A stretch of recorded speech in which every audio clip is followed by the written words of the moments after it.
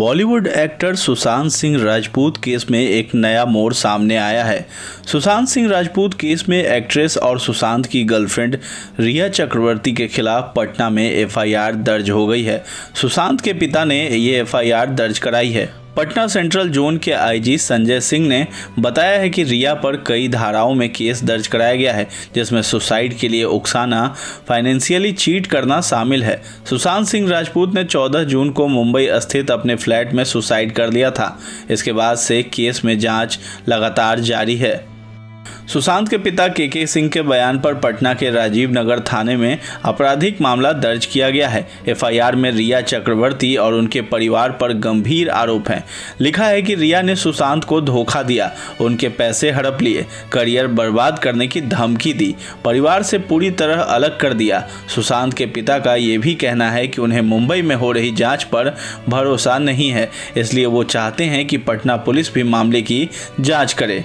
FIR में सुशांत के पिता के हवाले से लिखा गया है, मेरा बेटा सुशांत मई 2019 तक अभिनय की बुलंदियों पर था।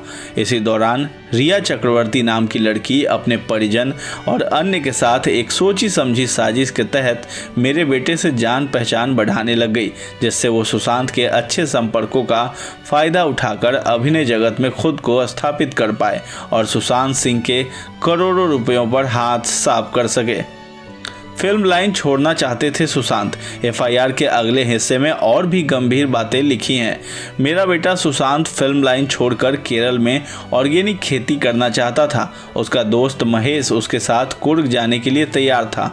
तब रिया ने इस बात का विरोध किया कि तुम कहीं नहीं जाओगे। कहा कि अगर मेरी बातें नहीं मानोगे तो मैं मीडिया में तुम्हारी मेडिकल रिपोर्ट दे दूंगी और सबको बता दूंगी कि तुम पागल हो।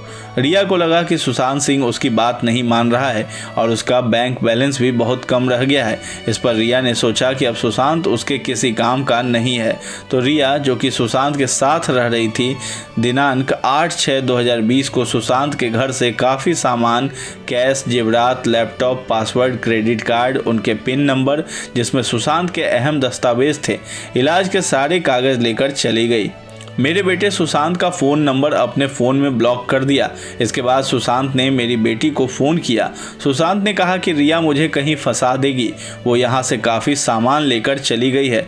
मुझे धमकी देकर गई है कि अगर तुमने मेरी बात नहीं मानी तो तुम्हारे इलाज के सारे कागज़ मीडिया को दे दूँगी और कह दूँगी कि तुम पागल हो, तुम्हें कोई काम नहीं देगा और तुम बर्बाद हो जाओगे। इसके बाद दिशा, जिसे रिया ने ही सुशांत के पास अस्थायी तौर पर सेक्रेटरी नियुक्त किया था, उसने आत्महत्या कर ली। इसके कारण मीडिया में काफ़ी खबरें चलने लगी और मेरे बेटे को काफ़ी घबराहट होने लगी। मेरे बेटे ने रिया से बहुत संपर्क करने की कोशिश की, लेकिन रिया ने मेरे बेटे का नंबर ब्लॉक कर दिया था। मेरे बेटे को अंदर ही अंदर बहुत डर था कि कहीं रिया इस आत्महत्या के लिए उसे जिम्मेदार न बता दे।